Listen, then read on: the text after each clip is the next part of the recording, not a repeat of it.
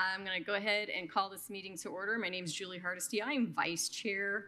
Susan is here with us on Teams and is working things out and may come in and chair, but she's remote today, so there may be some technical challenges. So it is September 18th, and this is the Monroe County Women's Commission.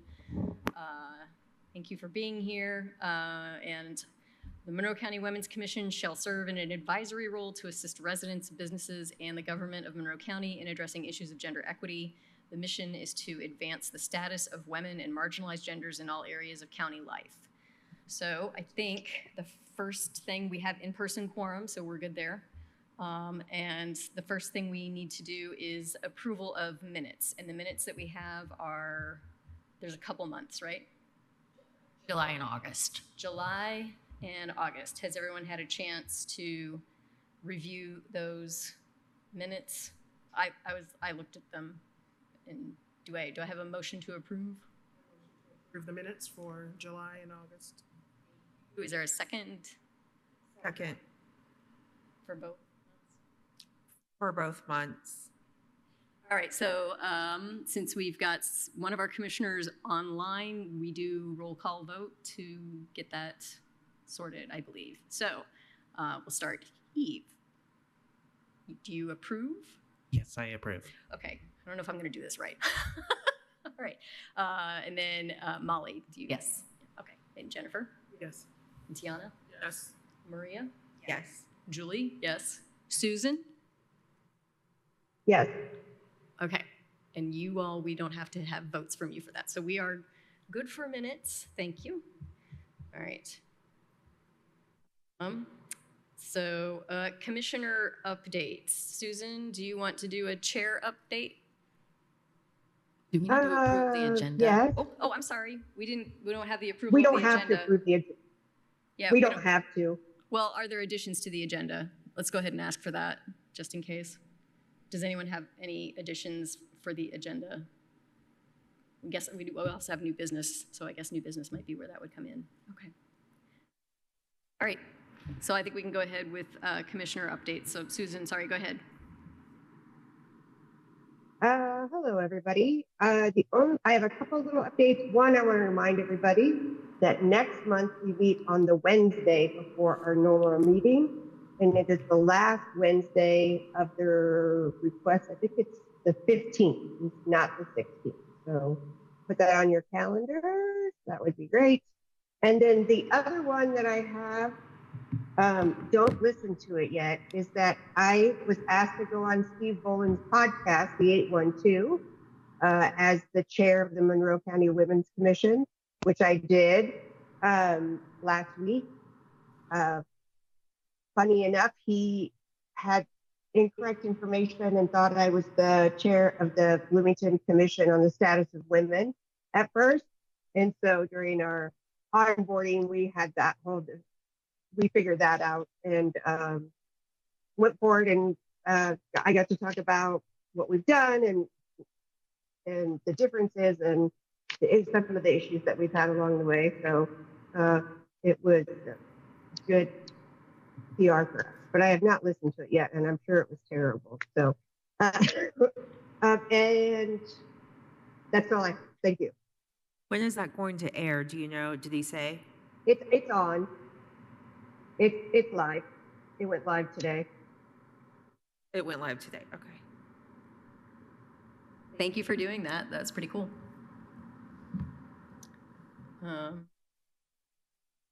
Okay, so I guess next up is vice chair, which is me, for an update. And I do want to share information that I've been looking at in terms of health outcomes for women and marginalized genders in Monroe County. And I will send this summary over to you, Molly, as well for the minutes. The topic of health outcomes for women and marginalized genders in Monroe County was not actually as fruitful as I was expecting. I had some high hopes, and then I started looking at things, and it didn't actually break down like I was expecting. So the main sources I ended up going with were the Monroe County Community Health Assessment from 2021. So that's a really focused Monroe County centered assessment. And then County Health Rankings and Roadmaps for Monroe County from 2025 has some good information. And the Indiana Department of Health, heart disease and stroke death rates in Monroe County offered some information that was useful as well in terms of women. The Human Rights Campaign Healthcare Equity Index Map from 2024 was another resource that I looked at and got something out of. And then the Institute for Health Metrics and Evaluation has a Monroe County, Indiana profile from 2016, and that was actually pretty helpful. And there were other things that I looked at previously, and they weren't very helpful, like the U.S. Census Quick Facts and Data USA, those reports that I've used with other topics, and they weren't really that helpful for this. So there's lots of sources for health data, but a lot of them do not break things down by gender at all. So you don't get that focus on looking at women's issues or marginalized genders issues. And so it's kind of limited for what I was finding. So then I went ahead, I did add in what I could find on gender affirming care and LGBTQ plus healthcare trends. Because even when there were gender breakdowns for any of the health outcomes information I was finding, it was limited to men and women only. In general, kind of some broad strokes here, women in Monroe County compared to women across the state seem to be faring a little better in health outcome indicators like incidence of breast cancer and death from heart disease or stroke. There are also indicators that women in Monroe County have access to preventative care, and at least some folks are paying attention to that and to those needs. 65% of female Medicare enrollees do get mammograms every year in Monroe County, so that seems good. And the Monroe County Community Health Assessment Survey from 2021 had almost 75% of its responses from women. So that was kind of interesting. I was not able to find anything recent about health indicators like cholesterol rates or blood pressure issues or other types of cancer in terms of just looking at women, but it could be available by county, and I've got a little bit more on that later. So I had a hard time coming up with information by gender on mental health in Monroe County, and I was kind of surprised at that. I thought I'd be able to find something a little more specific than what I was finding. I looked at the Monroe County Community Health Assessment along with some state and national level reports, but aside from suicide rates, I couldn't find any info broken down by gender. The Monroe County report shows male and female suicide rates from 2017 to 2021, but there aren't any other gender breakdowns within that. And the suicide rates per year among females is in the single digits and is a fraction of male suicide rates. So there's indicators like that seem to show that women in Monroe County are faring somewhat better than other categories of folks in Monroe County. When I searched for life expectancy by gender in Monroe County, I did find healthdata.org, which is the Institute for Health Metrics and Evaluation. And they have county profiles that I looked into for Monroe County, and that includes trends over various time periods for females in Monroe County in terms of life expectancy, mortality rates for selected causes, alcohol use, smoking, and obesity. So it gets into a lot of like some of the things that I was interested in trying to find out about. And these all seem to be as of 2014, though, so it's kind of old data is the problem with that. At that point in 2014, life expectancy for females in Monroe County was like a solid 82 years. But more recent data is not broken down by gender that I can find, but is showing overall that life expectancy for everyone in Monroe County is going down, and we're at an average of about 78.5 years as of 2024. So that's and that's according to the county health rankings and roadmaps information. So none of the sources with county level information provided anything beyond male-female binary breakdown. So there's nothing I could find specific to Monroe County about health outcomes for non-binary or transgender people or other marginalized genders in our community. The Human Rights Campaign's Healthcare Equity Index was a source that I went to, and it shows facilities by state that responded to their survey that they put out and how those facilities rate for LGBTQ plus inclusive policies. Planned Parenthood of Indiana is top ranked as a leader, and there are some other facilities in the Indianapolis area that also rank well. But those are facilities that actually responded to that survey. You can also search on other facilities, local facilities by location, such as Bloomington, Indiana, which is a search that I did. And even if those facilities did not respond to the survey, many have been researched. And IU Health Bloomington Hospital is one that has been researched. And it did not rate well overall for LGBTQ plus inclusive policies. The Human Rights Campaign also includes a map showing states that have attacks on gender-affirming care, and Indiana is one of those states. So there are definitely healthcare challenges for marginalized genders in the state of Indiana. And the final thing that I want to share from what I was looking at, and I feel like this is still very surface. I feel like there's probably more to get to than I just wasn't able to find it. But it's a quote that I found from the county health rankings and roadmaps about the female designation as a demographic. And their quote is, "Understanding the percentage of the population that is female is important because of this group's distinct healthcare needs. The health of this population can also impact the health of the next generation.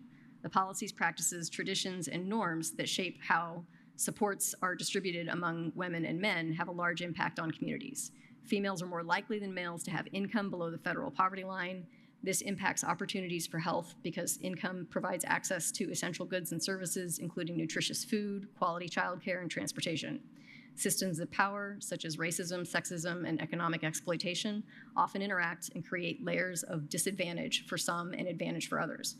As a result, Black women and Native American women experience the largest burden of poor health outcomes compared to women in other racialized groups. Despite the systemic and structural forces that have been constructed to devalue women, women still have a longer life expectancy." So it's a very interesting way to end that, but like all of those issues that they raise about how important it is to consider females as a group in terms of health outcomes in a community was an important point that I wanted to kind of bring up. So, and I have the links to share for those sources that were helpful, and I can send all of that over to you, Molly. And the data subcommittee should be able to get to that as well. I think it's useful to. I think I'm putting these reports when I have them up there as well on Teams. So that was what I wanted to share for that. And now I've already forgotten. There's a topic for next month, and I can't remember what it is. Sorry. Are there updates from the Women's Commission members? Anyone would like to share that's going to be outside of whatever you're reporting for committee work?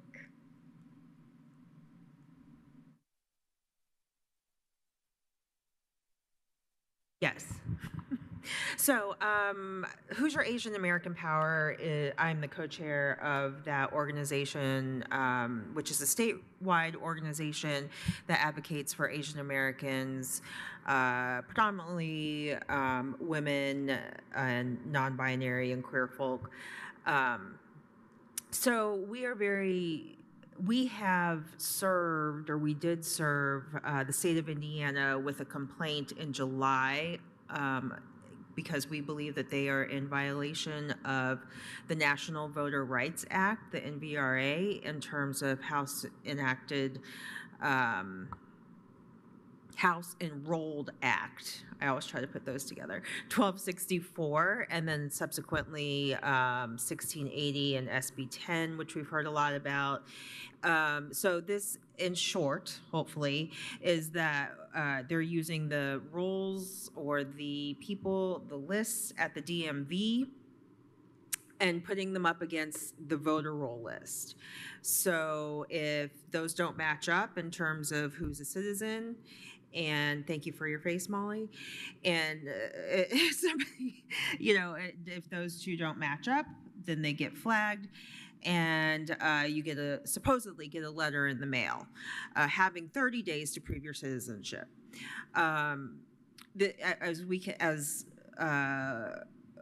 women and queer folk, we can very much understand how it might be difficult to have that paperwork to prove our citizenship in terms of matching names on documents, in terms of, in my case, being a Korean adoptee, and there's all sorts of business going on where Korea has said, yes, we falsified your records when we human trafficked you. So, it could be that, Korean adoptees or people in similar circumstances, do not have access to their paperwork to prove that they are naturalized citizens. So it's very harmful. And of course, who benefits and who's impacted, we always think about and ask those questions. So I attended a meeting, a roundtable discussion today that our clerk's office held, and it was very lovely. It was a discussion. We were able to ask questions. Anyway, 39 people in Monroe County have been flagged, and letters have gone out as of, I believe they said yesterday, the 17th. They've already had one man call in and say that he has been a citizen since he was 3. Never had a temporary ID. Which when you get a temporary ID, that's what's temporary ID at the DMV, that's what's flagging. And so, but he never had one. And then another lovely human being that I can imagine called in and said, I already know. I already know that I'm not supposed to vote. I'm not going to try to vote. And they were worried that they were going to get in trouble, deported, because they had been flagged. And they were like, we know, we're not trying to vote.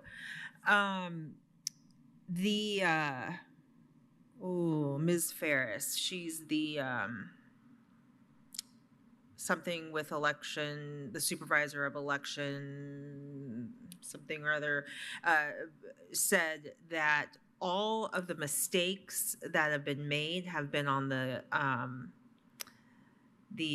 part of the DMV, not immigration, not naturalization.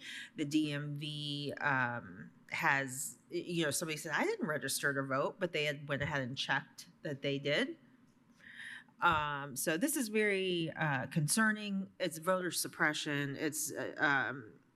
So anyway, it's important that people understand what that means and what's going on in terms of that. And what I'm asking the community to do is, if anyone that you know or you receive one of those 39 letters, please get in contact with me. You can contact me at maria@hoosieraap.org. So if it's you or you know somebody who has received one of those letters, please let me know. We being Hoosier Asian American Power are prepared to walk side by side with these individuals to get to rectify and right their situation. And we know how to do that. Another thing I wanted to mention that's not been talked about a lot here in this county, I don't believe, is the rigging, the attempts of our state government, and let's be honest, our national government, attempting to rig the election through redistricting during a midterm session. So I'm hearing now that there's a potential midterm session that could potentially happen in November. We were hearing like October 22nd, but now it's November. And just so we're clear, it costs over $30,000 per day to have a special session. And that's like low, the floor, if you will. So please just, we don't have the time today, but please educate yourself on what this rigging the election through redistricting. Sometimes it's called gerrymandering, but who's Jerry? Where's he going? Who's mandering about? We don't know, but it's rigging the election and trying to cheat. And again, who benefits and who is most impacted. Thank you.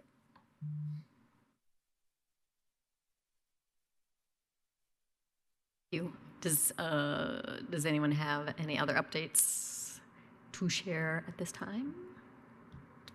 I don't have an update necessarily, but I heard it earlier today and was really impressed and want to keep an eye on the fact that IU is launching a new study on the health and performance of female athletes. And so I was excited to hear that, and I had it on my list to research a little bit more, but I just wanted to throw it out there to keep an eye on that and make sure it keeps happening. Yeah, I could flag that as another source to potentially go back to. Yeah, right. Once that study's further along, thanks. Do we feel that we can trust that source? I don't know, but I want to keep an eye on it. Yeah. know the focus of the study? Say that. Besides being female, do you know the focus of the study? No, but I know they're working with national sources as well, and it's a collaboration. I will have more information next month. I do remember seeing the headline pass by today in an email, but I have not looked at it. So, yeah. I thought that was Something. a win for now. Are there any other updates folks want to share? Do you all have any updates that you want to share? I know. That's, In that respect, pretty calm 2 weeks. well, yeah.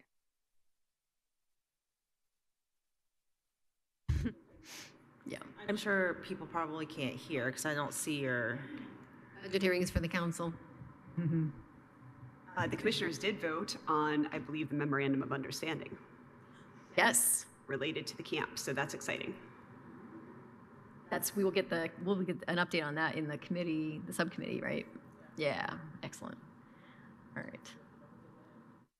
Okay. I guess, are we ready to head on to the ongoing business portion? We're good? All right. So policy committee is Commissioners Hardesty and Douglas.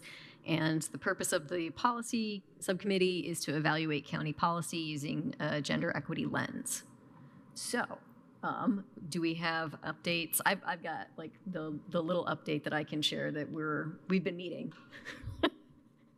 We've been meeting, and we've got a little bit more that we're wanting to do with the rubric and guidelines. I'm essentially going back. I did that kind of test run on that ordinance, the family leave, medical leave ordinance that was passed in 2024, and using the rubric on that, and I got some results from that. And then based on our discussions with the gender studies librarian at Indiana University, I'm kind of going back and looking through that for to focus in on transgender needs and non-binary gender needs, and gender needs that are beyond just women, to see if there are any points or differences that were missed, and what that indicates, if the rubric has anything that needs to be changed about it to help that consideration along. And so far, I've done that work, and I'm not necessarily seeing that the rubric seems to be pretty good at encompassing gender issues on a range of genders. So like that seems to be good. I think the guidelines we could potentially kind of nudge people to consider, because I did have a couple when I was going through focused on that. Some of the outcomes I didn't change scores, but some of the outcomes I was thinking about it a little bit differently, and I had a little bit different note things that I was noting about the ordinance in terms of genders beyond just women. So I think maybe that's something to talk about when we meet next, that we can look at if the guidelines can provide a little bit of a nudge in the instructions that way. Thank you for sharing that. And yes, it's on my to-do list. Yes.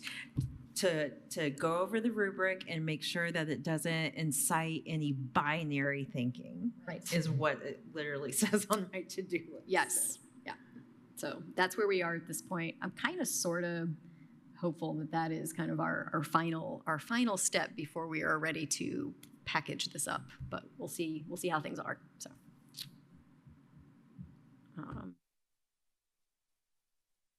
any questions, or do we want to move on to the data committee? The data committee is up next, and that is Commissioners Hingle and Douglas.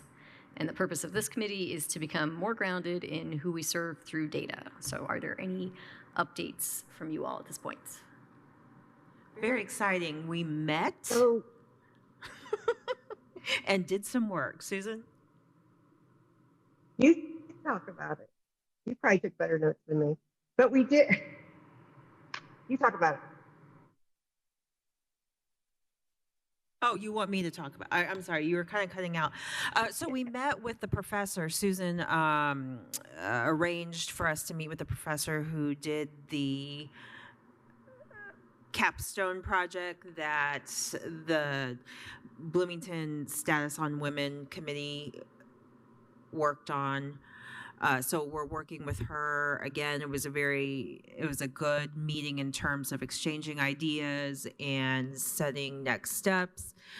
I'm excited for this project because I am not in academia, and I'm surrounded by academia and HAP and in life and then anyway, and so I'm excited to learn the steps and how we can set the students up, for success, and to get the information that we would like.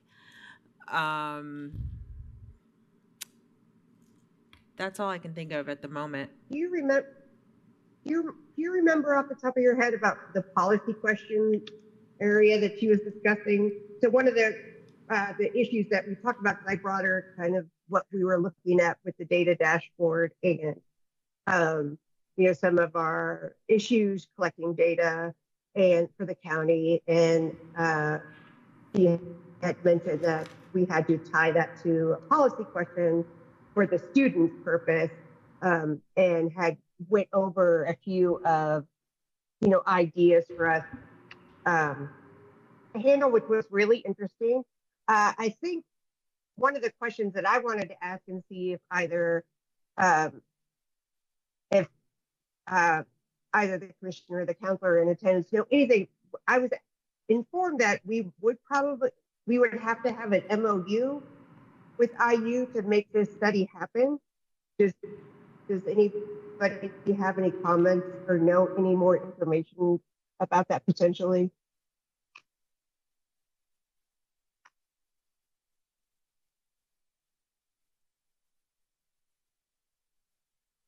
That's probably a Molly Turner King question, I feel like. Oh. Yeah, I mean, she had mentioned, Molly's the one that reached out to me, but I just didn't know if anybody had any other, comments about that. Don't have any follow-up. This I is was Liz. Okay. So, do you remember what day we met? Okay. Wasn't it the day after our last meeting? Weren't you meeting the next day? Yeah. We met on Thursday, August 21st. I'm sorry, I was not prepared to report out. Me neither. I apologize, but we are moving forward. She's working on a written proposal for us, and then I feel like once we have that proposal, we'll be able to move forward working on an MOU. Yeah, And that's that's all great. I really have. That seems pretty straightforward, that once you've got that proposal, Molly Turner King can help you out if there needs to be an MOU or not, and then you can keep going from there.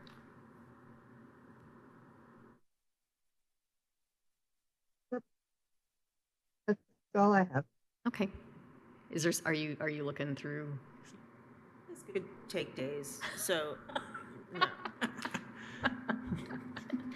All right. I mean, if you got something, we can come back to it. If there's something of note, I will. All right. Sounds good. So I guess the next committee is the Outreach Subcommittee, which is Commissioners Iroje, Belton, and Otto. And the purpose of this committee is to elevate the profile of Monroe County Women's Commission programs that support our mission. And the current focus is the Web Design Camp. Yeah, that's a win. We were happy about that. So we haven't met yet, but we will meet. But I have a report from Luddy that was given to me just so you all worry about it. I was trying to show you the time, but whatever. It was just today, an hour before this meeting, let's say. So they're gonna start it on October 18th and every Saturday for 6 weeks. And the last day will be December 6th, but they're gonna take a week off for Thanksgiving. They have 75-minute of instruction, lesson workshop, working on the website, 30-minute breaks, 75-minute instructional lesson workshop, working on the website, up to 2 people per group max. The students will build a base web page, and then it will branch off and be based on design and technical add-ons week after week. Students will present their designs to parents/guardians and other students at the celebration ceremony.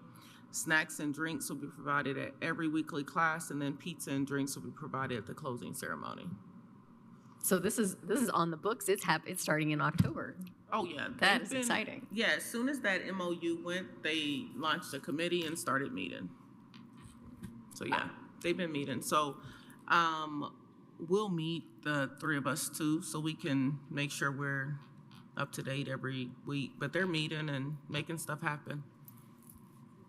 Excuse me, how many people will be involved in it? Like how many can attend or whatever? You have 2 people per group, but how many groups, right? They haven't set a limit. They're Okay. gonna send out, they haven't even given me the application or sent it out Okay. yet. So the application needs to go out to the schools. Sure. And they were asking me how we did that. I said, oh, just send it out to every school. And so I'm leaving Luddy students and their professor in charge of that. I'm not trying to cross over any kind of, legal ramifications there. Report back when you know, yeah. Yep, so they just report to me. Great. And this is what I got. I was like, look, we need a report before Thursday. And so this is what I got an hour before coming, because they were doing some outreach down somewhere else today. So they sent this to me. But I'll find out and let you all know. But Yeah, I hopefully was get a gonna lot of say, students. Because if there's opportunities for us as members of the Women's Commission to be there and help out or just be present, that would be really cool. Oh yeah, they want us there. Good. Good. Through it all, and whenever we want to pop in. I will, as soon as we get the advertisement and stuff, I'll send that out to our whole group too, because we want to know what it looked like as well, and our names be put on it. They probably will need something from us to advertise as well. Yeah, it's going. They hit the ball running as soon as that MOU was signed. Yeah, that's We were great. happy. So it's starting October 18th is the first session. October 18th. That's coming up. And I think they might have talked about it because one of the leaders was down at an outreach event where about 650 something students throughout the state were there today. So I'm sure they've been talking about it. And I know Luddy, we have an outreach event happening October 4th where we're going to be advertising this too. So Right it's on. going to happen. Excellent. Is it just for students? Yes. Okay, thanks. Students. I think they targeted 3rd through 7th grade students last year, if I'm not mistaken. They have the MOU, so whatever we put in that MOU, that's what they're gonna do. I I can tell think you, it is specified, the age range or grade range or something, so yeah. yeah, that's what, I think that's what they definitely was sticking to with all this too. So yeah. Hey, Nichelle Whitney, this one's for you.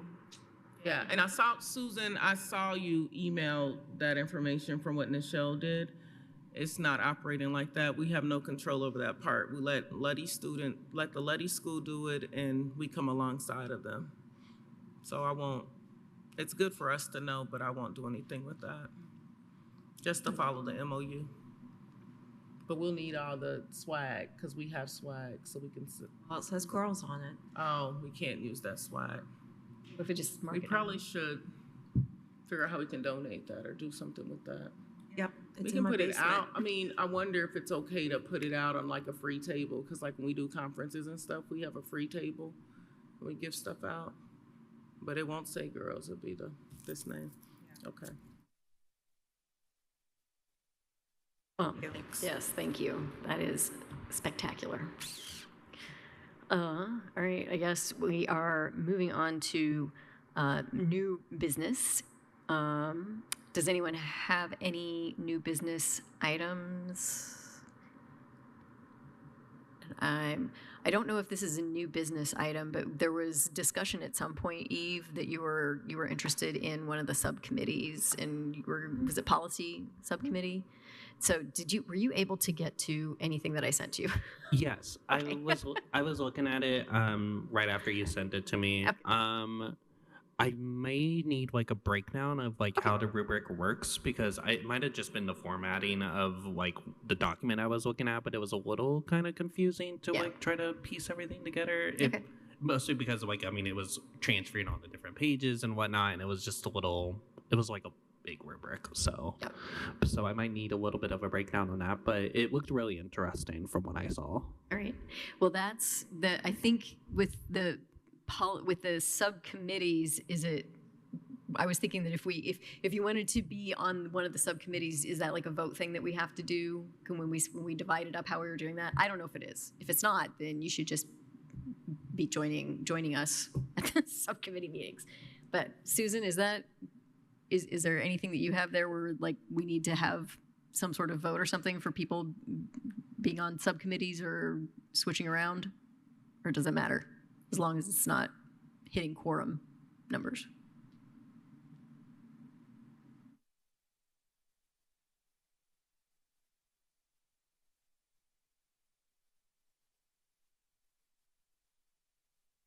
Our face at first, but Well, do you all have any advice here? If you've got subcommittees doing stuff, do you have to do any sort of like voting or anything that so-and-so is going to be on whatever subcommittee, or is it just fine for dividing up and working on things?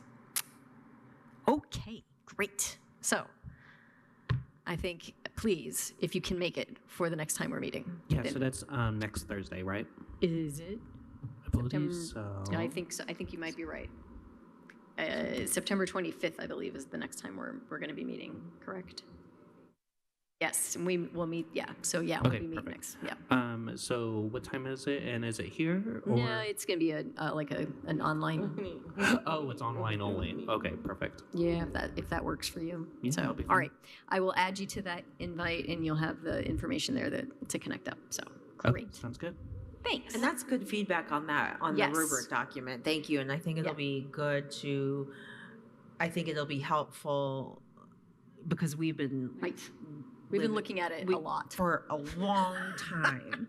And so it'll be nice, it'll be helpful to verbalize things to you, and then you look at it and see if what we're saying makes sense. So just having, new Yes. eyes is what Yeah, I Julie mean, just if we said. could just get it like limited to like a page or something, or like a pretty big like PDF or something, then it would be easier to like understand what all was going on. But since it was like separated into like so many pages and whatnot, it was just kind of difficult for me to like grasp what all was happening. The guidelines document does have a few pages on it, and the rubric is like within that.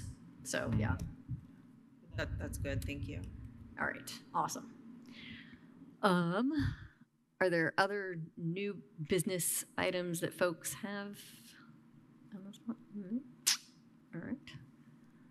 Susan, I'm going to check in with you one more time. Do you have any new business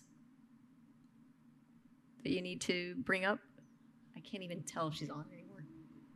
She's muted again. Okay. You're muted, so we're going to kind of keep going. Okay. All right, I guess now is public comment time. Are there any public comments from anyone attending in person or online? Please, someone come and make any comment, any public comment someday. We would be very happy. Right. We'd be so excited. And I believe if you're online to make a public comment, all you have to do is like raise your hand, right? Yes, raise your hand on Teams and you will be promoted to be able to make your comment.